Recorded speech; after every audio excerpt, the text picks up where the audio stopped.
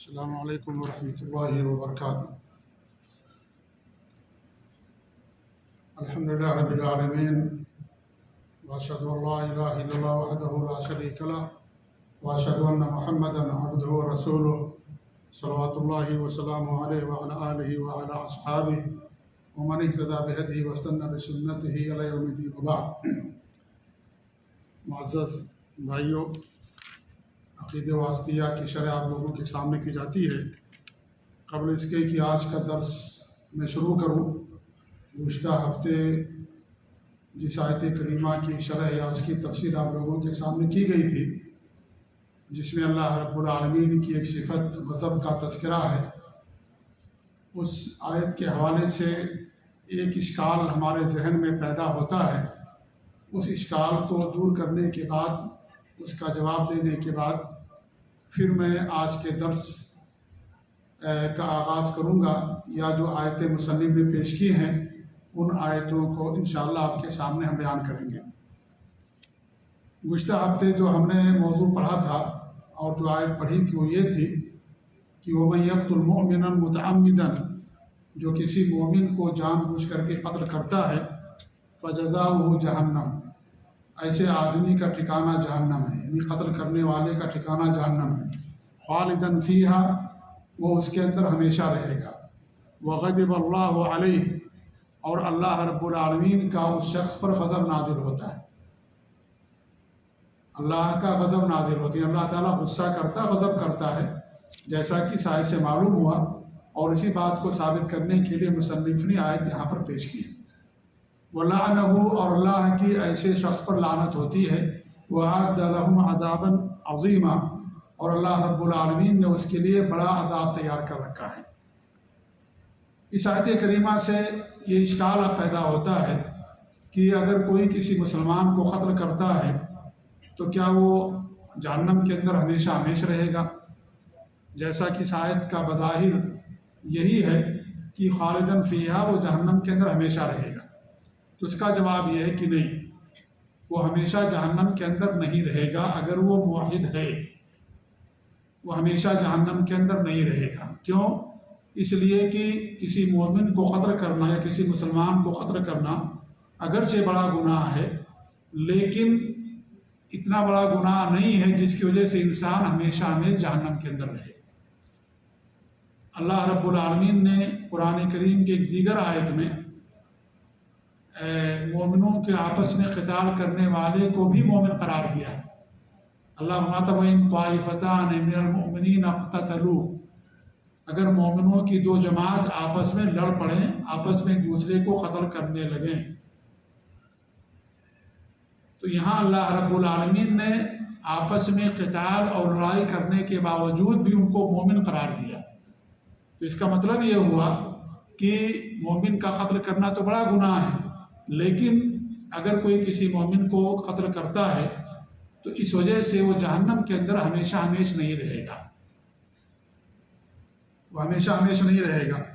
اس طریقے سے قرآن حدیث کے اندر بھی بہت ساری دلیلیں موجود ہیں، جیسے ہمارے نبی صلی اللہ علیہ وسلم نے حضرت حسن رضی اللہ عنہ کے بارے میں فرمایا۔ حضرت حسن جو حضرت حسین کے بھائی تھے، علی رضی اللہ تعالیٰ عنہ کے صاحبزادے حضرت حسین سے بڑے تھے حضرت حسن رضی اللہ تعالیٰ عنہ۔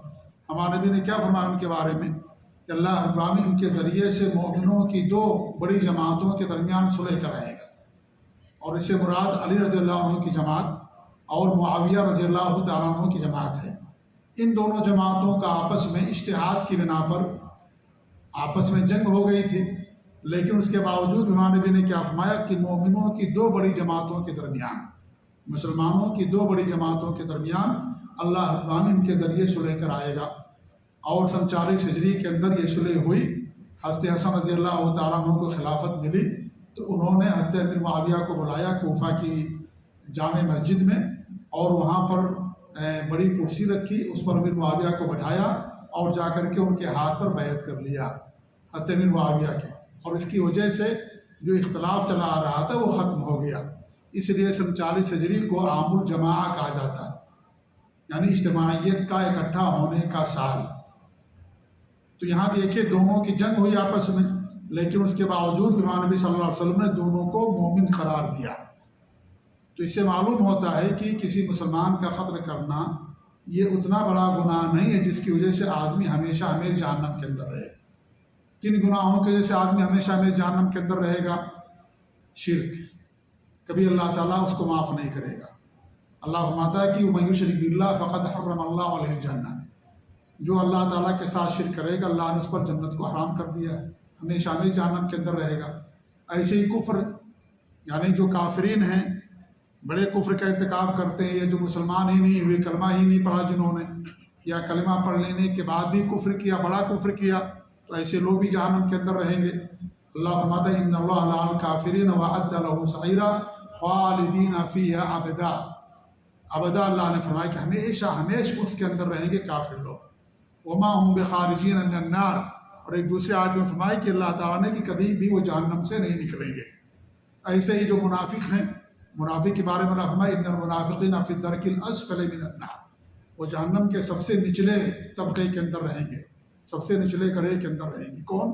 منافقین۔ تو یہ لوگ کبھی جہنم سے نہیں نکلیں گے، ہمیشہ جہنم کے اندر رہیں گے۔ لیکن اگر کوئی کسی کو قتل کرتا ہے تو اسی صورت میں اگر وہ جہنم میں جائے گا تو سزا پانے کے بعد اگر موحد ہے تو جنت کے اندر آئے گا۔ پھر اس آیت کا کیا مطلب ہوگا؟ اس آیت کا مطلب یہ ہے، جیسا کہ علماء نے بیان کیا ہے، کہ اگر کوئی آدمی مسلمان کے قتل کرنے کو جائز اور حلال سمجھتا ہے تو کافر ہو جائے گا، لہذا وہ ہمیشہ جہنم کے اندر رہے گا اگر وہ حلال سمجھتا ہے تو، کیونکہ اللہ نے حرام قرار دیا ہے۔ اللہ نے جو چیز حرام کر دی اگر کوئی اس کو حلال کرے گا تو وہ اپنے آپ کو اللہ کے برابر سمجھتا ہے، اور اسلام کے اندر حلال اور حرام کرنے کا حق اللہ کے علاوہ کسی کے پاس نہیں ہے۔ لہذا اگر وہ اس کو حلال کرتا حرام چیز کو تو لا کر کے اپنے آپ کو اللہ کے درجے میں کھڑا کر دیتا ہے، اور یہ کفر ہے۔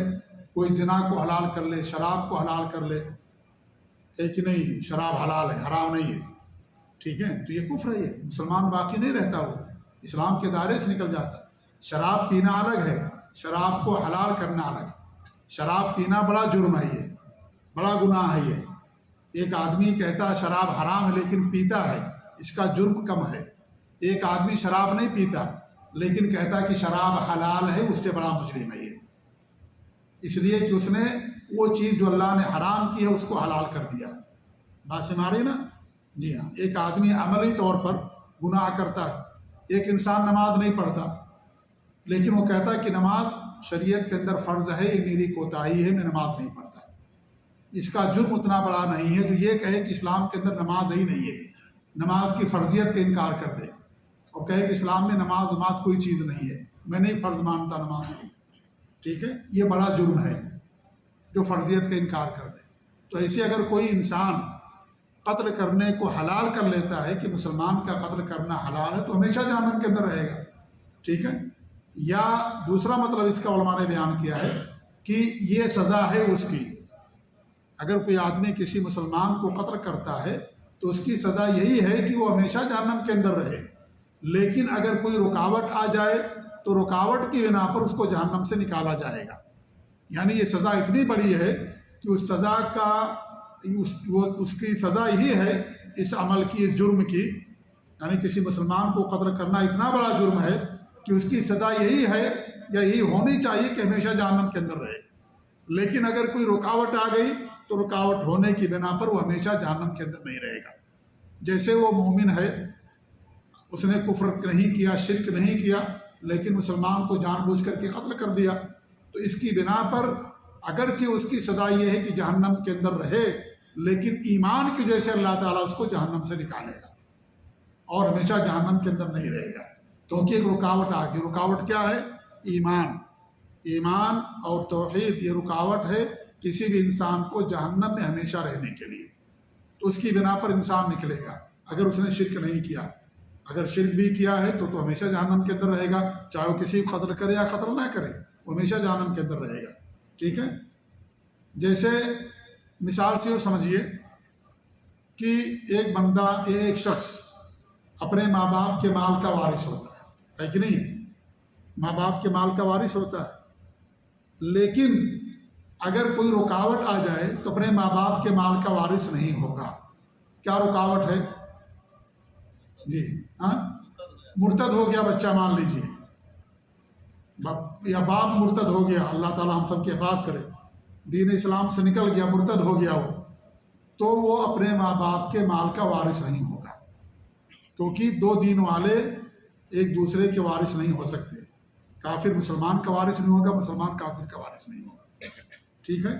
یا یہ کہ بیٹے نے کیا کیا یا وارث نے کیا کیا، جس کا وارث بن رہا تھا اس کو اس نے قتل کر دیا تاکہ ہمیں جلدی مال مل جائے، تو اسی صورت میں بھی وارث نہیں ہوگا۔ ایک قاعدہ ہے کہ جس نے جلدی کی تو اس کو جلدی کی بنا پر اس کو اس سے محروم کر دیا جائے گا، ٹھیک ہے؟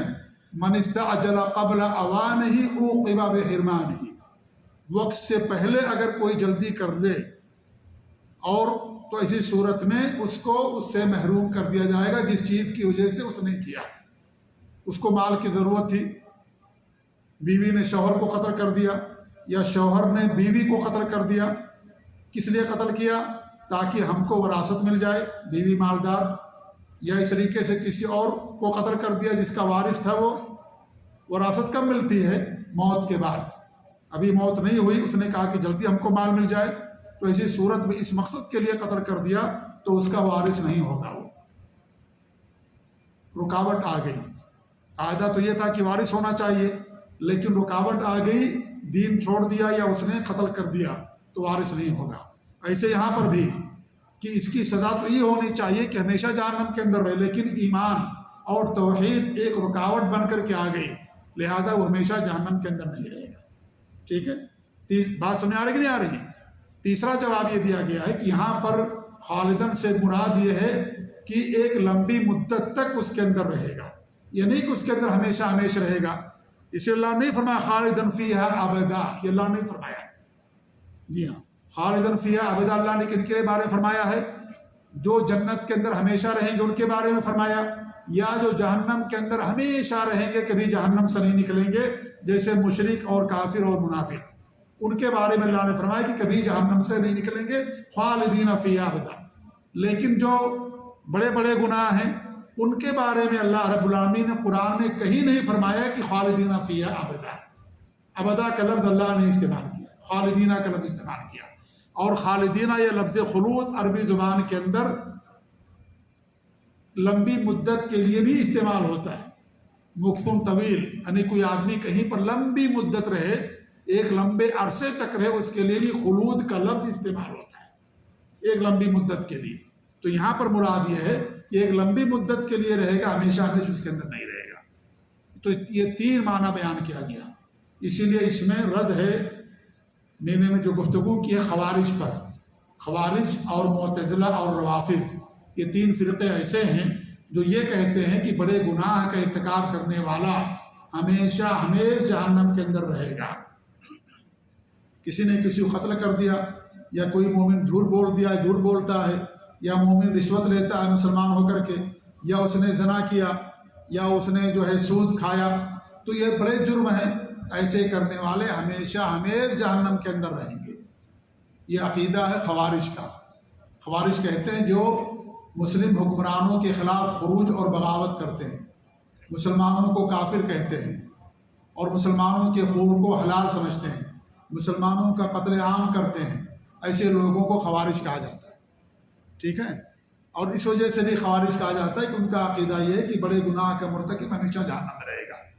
معتزلہ ایک فرقہ ہے عقل پرست، جو دین کی وہی بات لیں گے جو ان کے عقل میں آئے گی، جو عقل میں نہیں آئے گی اس کا انکار کر دیں گے۔ جی ہاں، تو ان کے ہاں ان کی عقل ہی معبود ہے، وہ اپنے عقل ہی کی بنیاد پر سب کچھ سمجھتے ہیں، عقل میں آ گیا ٹھیک، نہیں آیا تو خلاص، قرآن کا بھی انکار، حدیث کا بھی انکار، سب کا انکار کر دیں گے، وہ نہیں مانیں گے، عقل کے اندر بات نہیں آتی ہمارے۔ جی ہاں، تو ان کا بھی کہنا یہی ہے کہ وہ ہمیشہ جہنم کے اندر رہے گا۔ ایسی روافض شیعہ، ان کا بھی قول یہی ہے کہ بڑے گناہ کا مرتکب ہمیشہ جہنم کے اندر رہے گا، ہمیشہ ہمیشہ جہنم کے اندر رہے گا۔ تو وہ یہ لوگ اس بات کے قائل ہیں، جبکہ سلف صالحین، صحابہ، تابعین، تبع تابعین کے نقش قدم پر چلنے والے کا عقیدہ یہ ہے کہ بھائی بڑے گناہ کا مرتکب اگر جہنم میں جائے گا تو ہمیشہ ہمیشہ نہیں رہے گا، اللہ تعالیٰ اس کو نکالے گا۔ ہاں اگر اس نے شرک کیا ہے تو پھر وہ ہمیشہ جہنم کے اندر رہے گا، کبھی جنت میں نہیں آئے گا۔ لیکن اگر شرک نہیں کیا ہے، بڑا گناہ اس نے کیا، شرک کے علاوہ بڑے گناہ جیسے چوری کیا، اس نے بےایمانی کیا، رشوت لیا، سود لیا، اور اس کو حرام سمجھتا ہے، لیکن اس کی کوتاہی، عمل کی کوتاہی، اس نے شرک نہیں کیا کبھی، یا اگر شرک ہو گیا توبہ کر لیا، اللہ سے معافی مانگ لی اور پھر چھوڑ دیا اس کو، تو ایسا آدمی اپنے بڑے گناہ کی وجہ سے کبھی جہنم کے اندر ہمیشہ نہیں رہے گا۔ اگر جائے گا بھی تو اللہ تعالیٰ اس کو جہنم سے نکالے گا توحید کی بنا پر، لیکن اگر شرک کرتا ہے تو پھر ہمیشہ ہمیں جہنم کے اندر رہے گا۔ تو اس آیت کے جواب دیا گیا ہے، اس آیت کا بظاہر یہی سمجھ آتا ہے کہ وہ ہمیشہ وہ جہنم کے اندر رہے گا، اور اسی سے خوارج نے دلیل لی ہے، تو اس کے اندر اس کے لیے کوئی دلیل نہیں خوارج کے لیے۔ کیوں؟ کیونکہ اللہ رب العالمین نے خود دوسری آیتوں کے اندر آپس میں قتال کرنے والوں کو مومن قرار دیا، بھائی بھائی قرار دیا، لہذا جب وہ مومن ہیں تو پھر وہ ہمیشہ جہنم کے اندر نہیں رہیں گے۔ بات کلیئر ہوئی کہ نہیں ہوئی بھائی؟ بات سمجھ آ گئی نا؟ جی ہاں، اب آئیے آگے چلتے ہیں۔ ہماری گفتگو چل رہی تھی اللہ رب العالمین کی ایک صفت غضب کے تعلق سے، کہ اللہ تعالیٰ غصہ کرتا ہے، اللہ ناراض ہوتا ہے۔ کچھ لوگ ہیں جو کہتے ہیں کہ اللہ غصہ نہیں کرتا ہے، اس کا مطلب یہ ہوتا ہے کہ اللہ انتقام لیتا ہے۔ بھائی انتقام لینا یہ غصے کا نتیجہ ہے، اللہ غصہ کرتا ہے، اللہ ناراض ہوتا ہے، اور اللہ انتقام بھی لیتا ہے۔ ان اللہ عزیز ذو انتقام، اللہ غالب اور انتقام والا ہے۔ لیکن یہ انتقام لینا، یہ غصہ الگ ہے، انتقام لینا الگ ہے۔ انتقام لینا یہ غصے کا نتیجہ سبب ہو سکتا ہے یہ، اور یہ وہ صفت نہیں ہے یہ کہ آپ یہ غصہ کے مطلب کہ اللہ انتقام لیتا نہیں، ٹھیک ہے؟ تو ان آیتوں میں ایک آیت تو اس سے پہلے بھی پڑھی گئی گزشتہ درس میں، اور باقی جو آیتیں آ رہی ہیں ان آیتوں میں اللہ رب العالمین نے اس صفت کو بیان کیا ہے۔ لہذا ہمارا ایمان اور ہر مسلمان کا، سچے مسلمان کے عقیدہ ہونا چاہیے کہ اللہ غضب کرتا، غصہ کرتا ہے، لیکن اللہ کے غصے کی کیفیت کیا ہے ہمیں اس کے بارے میں نہیں علم ہے، اس کی کیفیت کا علم نہیں، لیکن اللہ تعالیٰ غصہ کرتا ہے۔ سورہ فاتحہ میں اللہ نے فرمایا غیر المغضوب علیہم، کہ اللہ تعالیٰ ان لوگوں کی راہ نہ دکھانا جن پر تیرا غضب نازل ہوا۔ تو اللہ تعالیٰ کا غضب نازل ہوتا ہے، اللہ کچھ اعمال کو ناپسند کرتا ہے، اللہ تعالیٰ کچھ اعمال کو پسند کرتا ہے، کچھ لوگوں کو ناپسند کرتا ہے، کچھ لوگوں سے ناراض ہوتا ہے۔ یہ ساری باتیں گزشتہ درس میں آپ لوگوں کے سامنے بیان کی گئیں۔ آئیے آگے بڑھتے ہیں۔ اللہ فرماتا ہے ذالک بأنہم اتبعوا ما اسخط اللہ وکرہوا رضوانہ، ان لوگوں کی سزا کیوں دی جا رہی ہے؟ کیونکہ انہوں نے ان چیزوں کی پیروی کی جو چیزیں اللہ تعالیٰ کو غصے میں ڈال دینے والی ہیں، اللہ کو ناراض کر دینے والی ہیں۔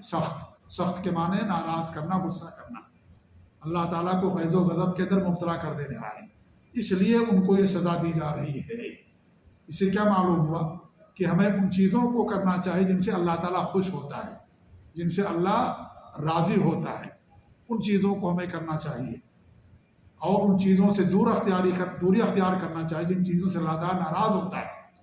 اللہ کفر سے ناراض ہوتا ہے، شرک سے ناراض ہوتا ہے، بدعت سے ناراض ہوتا ہے، معصیت اور نافرمانی سے، ہر گناہ سے اللہ تعالیٰ ناراض ہوتا ہے۔ اب یہ گناہ جیسے ہوں گے ویسے اللہ کی ناراضگی ہوگی۔ اگر گناہ بہت بڑے ہیں، شرک اور کفر اور نفاق والا گناہ ہے، تو اللہ تعالیٰ ناراض ہو جائے گا کہ کبھی اس کو جہنم سے نہیں نکالے گا۔ لیکن اگر اس سے چھوٹے درجے کے گناہ ہیں تو اللہ تعالیٰ اسی کے طریقے سے ناراض ہوگا۔ تو گناہ جتنا بڑا ہوگا اللہ تعالیٰ کی ناراضگی بھی اتنی بڑی اور چھوٹی ہوگی گناہ کے لحاظ سے۔ تو اس لیے ان کو یہ سزا دی جا رہی ہے کہ انہوں نے ان چیزوں کی پیروی کی یا ان چیزوں پر عمل کیا جو چیزیں اللہ کو ناراض کر دینے والی، کفر کا ارتکاب کیا، نبی کی نافرمانی کی، نبی پر ایمان نہیں لائے، یا اس طریقے سے بدعات ہیں، بدعات سے بھی اللہ تعالیٰ ناراض ہوتا ہے۔ اللہ تعالیٰ سنت سے خوش ہوتا ہے، بدعات سے ناراض ہوتا ہے، کیونکہ بدعات گمراہی ہوتی ہے، گمراہی انسان کو جہنم کے اندر لے جانے والی ہوتی ہے۔ لہذا ہر وہ چیز جو اللہ کو ناراض کرے ان تمام چیزوں سے ہمیں دوری اختیار کرنا ہے۔ وَكَرِهُوا رِضْوَانَهُ، اور ان لوگوں نے اللہ کی خوشنودی والے کام کو ناپسند کیا، یعنی جن کاموں سے اللہ خوش ہوتا ہے ان کو چھوڑ دیا، وہ چیزیں ان کے یہاں ناگوار تھیں، ناقابل قبول تھی، جن چیزوں سے اللہ خوش ہوتا تھا ان کو چھوڑ دیا، اور جن چیزوں سے اللہ ناراض ہوتا تھا ان چیزوں کو انہوں نے انتخاب کیا۔ تو ہمیں کیا کرنا چاہیے؟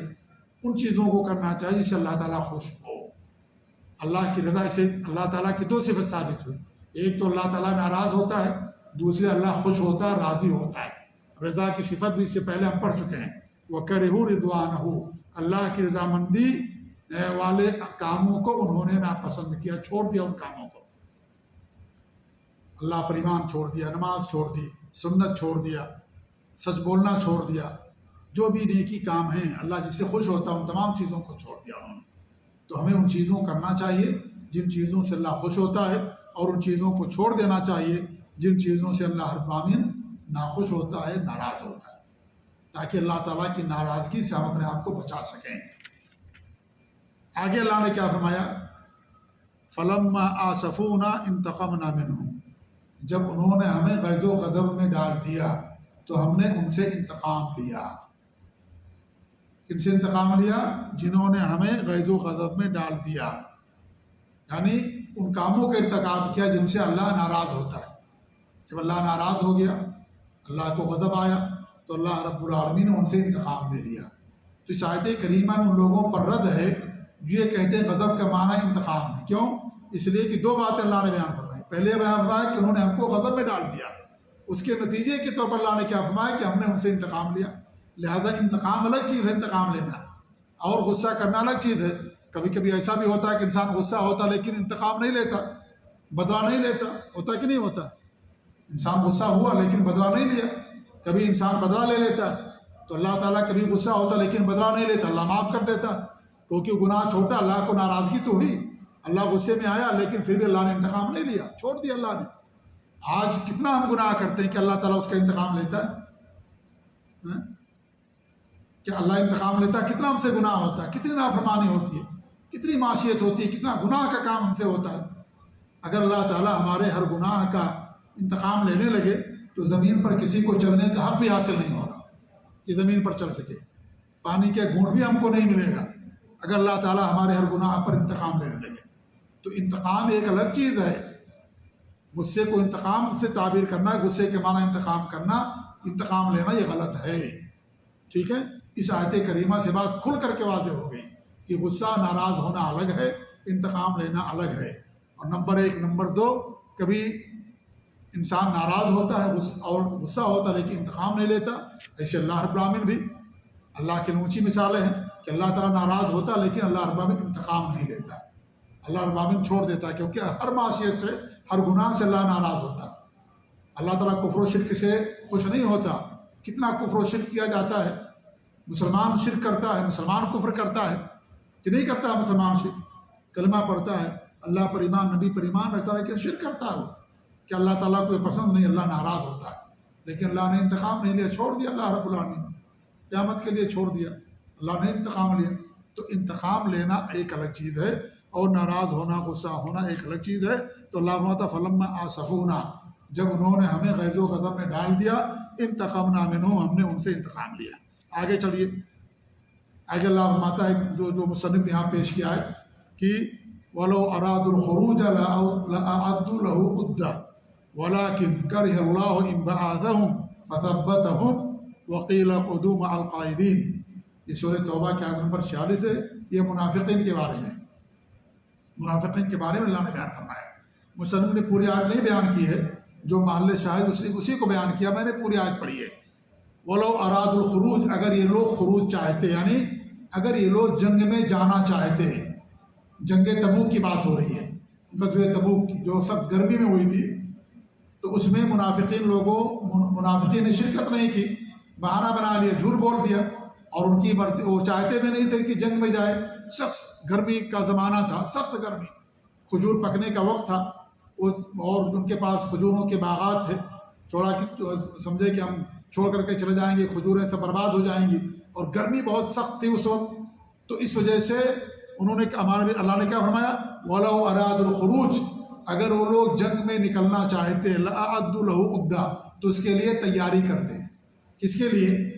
جنگ میں جانے کے لیے تیاری کرتے۔ آدمی جنگ میں جاتا تیاری کرتا کہ نہیں کرتا ہے؟ انسان سفر میں جاتا تیاری کرتا کہ نہیں کرتا ہے؟ ہم اور آپ لوگ سال میں ایک بار جاتے ہیں چھٹی، پورے سال تیاری کرتے ہیں، ہے کہ نہیں ہے؟ گئے بازار میں کوئی سامان سستا میں لا کر کے چارپائی کے نیچے رکھ دیا، ہے کہ نہیں ہے؟ جانے کی تیاری پورے سال رہتی ہے، اور جس دن جانا رہتا ہے اس دن کیا کرتے ہیں؟ پورا سامان باندھتے ہیں، وزن کرتے ہیں، وزن زیادہ تو نہیں ہو گیا، کتنے کارٹون، 2 کارٹون 3 کارٹون نہیں چلے گا، 25 کلو زیادہ رہے گا، ایئرپورٹ پر اس کو جو ہے نکال دیا جائے گا، اتنا ہی چاہیے، اتنا بڑا کارٹون، اتنی بڑی اٹیچی، اس سے زیادہ نہیں، 7 کلو وزن ہے مصنوع، اس سے زیادہ لے کر جائیں گے تو نہیں لے جانے دے گا۔ تیاری کرتا ہے نہیں تیاری کرتا ہے انسان، تیاری کرتا ہے۔ تو یہ لوگ کچھ تیاری نہیں کر رہے تھے سفر میں جانے کے لیے۔ حج پہ انسان جاتا ہے کتنی تیاری کرتا ہے، ہر سفر کے لیے، ہر کام کے لیے انسان تیاری کرتا ہے۔ تو یہ لوگ بیٹھے ہوئے تھے کیونکہ ان کی جانے کی خواہش ہی نہیں تھی، ارادہ ہی نہیں تھا جانے کا۔ اگر انسان کا ارادہ ہو تو انسان تیاری کرتا ہے، ان کے پاس کوئی تیاری نہیں تھی۔ تو اللہ نے کیا فرمایا؟ وَلَٰكِنْ كَرِهَ اللَّهُ إِبْعَاثَهُمْ، اللہ نے ان کے نکلنے ہی کو ناپسند سمجھا، کیونکہ ان کا ارادہ ہی نہیں تھا۔ ان کی جیسی نیت تھی ویسا اللہ ان کے ساتھ کیا۔ ان کا ارادہ نہیں تھا نکلنے کا، گرمی ہے، کھجور کا مہینہ ہے، کھجور پک رہی ہے، چلے جائیں گے تو کھجوروں کون دیکھا، گرمی بہت زیادہ ہے، جھوٹ بول دیں گے، بہانہ کر دیں گے نبی صلی اللہ علیہ وسلم سے۔ انہوں نے ایسے ہی کیا، تو اللہ رب العالمین نے ان کے نکلنے ہی کو ناپسند کر لیا کہ تمہارا جانا ہی اچھا نہیں ہے، کیونکہ تمہاری مرضی، تمہاری خود خواہش نہیں ہے۔ فثبتہم، تو اللہ ان کو بٹھا کر کے رکھ دیا، روک دیا ان کو، خلاص وہ نہیں گئے۔ وقیل قعدوا مع القاعدین، اور ان سے کہا گیا کہ بیٹھنے والوں کے ساتھ بیٹھے رہو، مت نکلو، خلاص گھر میں بیٹھے رہو، مت جاؤ۔ تو یہاں پر دیکھیے کرہ اللہ، تو کریہ نہیں ناپسند کرنا، ناراض ہونا، تو اللہ تعالیٰ جو ہے کراہت کرتا ہے، ناپسند کرتا ہے، اسے ثابت ہوا۔ اللہ نے ان کے نکلنے ہی کو ناپسند کر لیا، کیا؟ کیونکہ تمہاری خواہش ہی نہیں نکلنے کی، تم نہیں نکلنا چاہتے ہو، اس لیے اللہ رب العالمین نے ایسے اسباب بنا دیے کہ نکلے ہی نہیں لوگ، اور آ کر کے انہوں نے جھوٹا بہانہ کر دیا کہ ہم ایسے تھے، ویسے تھے، ہم نکلنا چاہ رہے تھے، ہمارے پاس یہ بیماری ہے، عذر، حالانکہ انہوں نے جھوٹ بولا، اور اللہ رب العالمین وہ تمام باتیں بیان کر دی سورہ توبہ کے اندر، ان کے پردے کو فاش کر دیا، ان کے جھوٹ کو واضح کر دیا۔ تو یہاں پر معلوم ہوا کہ اللہ تعالیٰ غصہ کرتا، اللہ ناراض کرتا ہے۔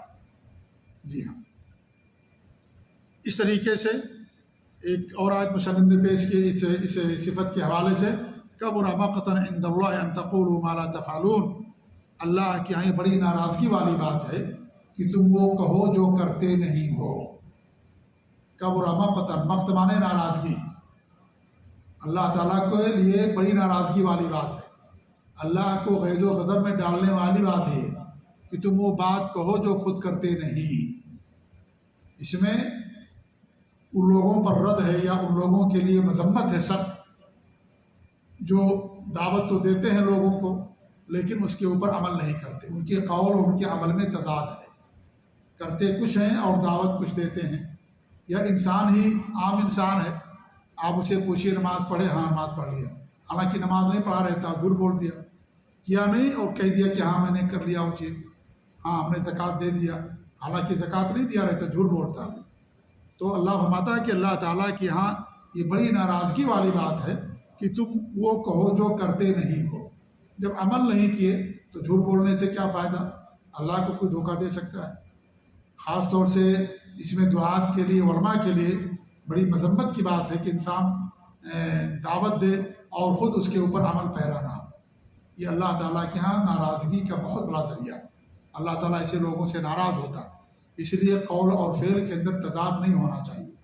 اگر تضاد ہوتا ہے تو آدمی کی زبان میں تاثیر نہیں رہتی، اس آدمی کی ہیبت ختم ہو جاتی ہے، لوگوں کے نزدیک اس کا مقام مرتبہ کم ہو جاتا ہے کہ جو کہتا تو ہے لوگوں سے لیکن خود نہیں کرتا۔ اس کو پہلے کرنا چاہیے۔ زبان سے زیادہ لوگ کردار دیکھتے ہیں، زبان سے زیادہ کردار اور عمل کے اندر تاثیر ہوتی ہے، زبان سے زیادہ طاقت عمل اور کردار کے اندر ہوتی ہے، اس لیے کردار اور عمل کے ذریعے سے انسان کو دعوت دینا چاہیے اور وہی کہنا چاہیے جو انسان کرتا ہے۔ تو اللہ رب العالمین کہ اللہ تعالیٰ کے یہاں بڑی ناراضگی والی بات ہے۔ اس طریقے سے اللہ أَتَأْمُرُونَ النَّاسَ بِالْبِرِّ وَتَنْسَوْنَ أَنفُسَكُمْ، تم لوگوں کو بھلائی کا حکم دیتے ہو اور اپنے آپ کو بھول جاتے ہو۔ وَأَنْتُمْ تَتْلُونَ الْكِتَابَ، اور تم کتاب کی تلاوت کرتے ہو۔ وَأَفَلَا تَعْقِلُونَ، عقل نہیں رکھتے، کتاب پڑھتے ہو، حدیث پڑھتے ہو، دین کا علم رکھتے ہو اور لوگوں کو نیکی کی طرف بلاتے ہو لیکن خود نہیں کرتے، اپنے آپ کو بھول جاتے ہو۔ تو تو اس لیے انسان جس چیز کی طرف بلائے پہلے اس کے اوپر عمل کرے۔ اللہ کے رسول صلی اللہ علیہ وسلم کی حدیث ہے، وہ فرماتے ہیں جس رات میرے ساتھ اسرا کا معاملہ پیش آیا یا اسرا کا جو واقعہ پیش آیا جس رات، تو فرماتے ہیں نبی صلی اللہ علیہ وسلم کہ میں نے کچھ لوگوں کو دیکھا کہ تقرض شفاؤہم بمقارض من نار، کہ ان کے ہونٹوں کو آگ کی کینچی سے کاٹا جا رہا ہے۔ میں نے کچھ لوگوں کو دیکھا یا مجھے دکھایا گیا معراج والی رات یا اسرا والی رات کہ کچھ لوگوں کی زبان اور ان کے ہونٹوں کو آگ کی کینچی سے کاٹا جا رہا ہے۔ تو فقلت یا جبریل من ہؤلاء، تو ہمارے نبی صلی اللہ علیہ وسلم فرماتے ہیں کہ میں نے کہا اے جبریل علیہ السلام یہ کون لوگ ہیں؟ تو کیا فرمایا انہوں نے؟ ہؤلاء خطباء من امتک، یہ تمہاری امت کے وہ خطبہ ہیں، وہ داعی لوگ ہیں، وہ علماء ہیں، دعوت دینے والے لوگ ہیں۔ یأمرون الناس بالبر، یہ لوگوں کو بھلائی کا حکم دیتے تھے۔ وینسون انفسہم، اور اپنے آپ کو بھول جاتے تھے۔ وہم یتلون الکتاب، اور وہ اللہ تعالیٰ کی کتاب کی تلاوت بھی کرتے تھے۔ افلا یعقلون، کیا وہ لوگ عقل نہیں رکھتے تھے؟ سلسلہ صحیحہ کے اندر اس حدیث کے امام البانی رحمۃ اللہ علیہ بیان کیا، مسند احمد کی حدیث سے صحیح روایت ہے۔ تو اس سے معلوم ہوتا ہے کہ انسان اگر کسی چیز کی طرف دعوت دیتا ہے، خود اس کے اوپر عمل نہیں کرتا ہے، تو چیز اس کے لیے وبال جان ہوگی۔ اور اگر انسان عمل کرتا ہے تو پھر اس کی زبان بھی تاثیر ہوتی ہے، اور اس طریقے سے اس کی ہیبت بھی ہوتی ہے، لوگوں کے نزدیک اس کا مقام و مرتبہ بھی ہوتا ہے۔ اور پھر یہی انبیاء کا طریقہ رہا ہے صلحہ کا، کہ انسان جس چیز کی طرف بلائے اس کے اوپر عمل پیدا ہو۔ تو اس آیت کریمہ سے یہ بات ثابت ہوئی کہ اللہ تعالیٰ ناراض ہوتا ہے، اللہ تعالیٰ غصہ کرتا ہے، اور اللہ کی ناراضگی کا ایک بڑا ذریعہ یہ ہے کہ انسان کے قول اور فعل کے اندر تضاد ہو، زبان سے کچھ کہے اور اس کے عمل کے اندر کوتاہی ہو، اس کا ظاہر اور باطن مختلف ہو۔ باہر تو بہت اچھا نظر آئے آدمی، اور اندر کیا ہو اس کے برعکس ہو۔ باہر ہے تو نماز کی پابندی کرتا ہے، گھر میں چلا گیا تو خلاص نماز بھی نہیں پڑھتا، کون دیکھنے والا؟ یا باہر ہے تو لمبی نماز پڑھتا ہے، گھر کے اندر بہت مختصر چھوٹی چھوٹی پڑھتا ہے۔ جی ہاں، تو یہ سب ریاکاری ہو جاتی ہے، سب نفاق کے زمرے میں چیز آتی ہے۔ وہی کہ آپ دکھانے کے لیے لمبی لمبی باہر نماز پڑھتے ہیں، جبکہ رات کی نماز لمبی ہونی چاہیے۔ اس لیے عمل اور قول کے اندر تضاد نہیں ہونا چاہیے۔ تو بہرحال ان تمام آیتوں سے جو بات ثابت ہوتی ہے وہ یہ کہ اللہ تعالیٰ غصہ کرتا ہے، اللہ ناراض کرتا ہے۔ ہمارا اس پر ایمان ہے اور ہونا چاہیے، لیکن اس کی ناراضگی کی کیفیت کیسی ہے ہمیں نہیں معلوم، اللہ تعالیٰ زیادہ بہتر جاننے والا۔ لیکن اللہ تعالیٰ کی صفت ہے ناراض ہونا۔ اور میں نے اس سے پہلے بتایا تھا کہ امام شافعی فرماتے ہیں کہ جو ناراض نہ ہو وہ گدھا ہے۔ جی ہاں، جو ناراض نہ ہو گدھا ہے۔ تو جسے بندہ ناراض ہوتا ہے ایسے ہی اللہ تعالیٰ بھی ناراض ہوتا ہے، لیکن اللہ کی ناراضگی کی کیفیت ہمیں نہیں معلوم، اور نہ ہی اس کا ہمیں طریقہ معلوم، لیکن اللہ تعالیٰ کی صفت ہے کہ اللہ تعالیٰ ناراض ہوتا ہے۔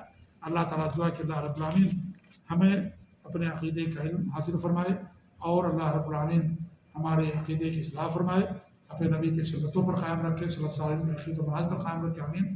وصلی اللہ علیہ محمد وعلی آلہ وصحبہ اجمعین، وجزاکم اللہ خیر، والسلام علیکم ورحمۃ اللہ وبرکاتہ۔